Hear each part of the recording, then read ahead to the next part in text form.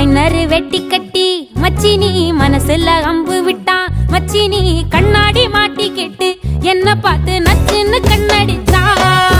சுத்தமா புத்தி இல்ல மச்சானே, சொல்றதும் கேட்பதில்ல மச்சானே. பக்கத்து வீட்டில் எல்லாம் பக்கா வச்சு மொத்தமா செஞ்சு புட்டா.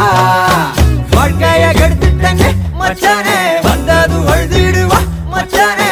ஏதாச்சும் பேச போனா உன் தங்கச்சி எட்டித்தான் ஓடி போவா. சாவிங்க என்ன பகலிங்க என்ன, உன்னுள்ள வச்சேதான் காப்பானே உன்ன.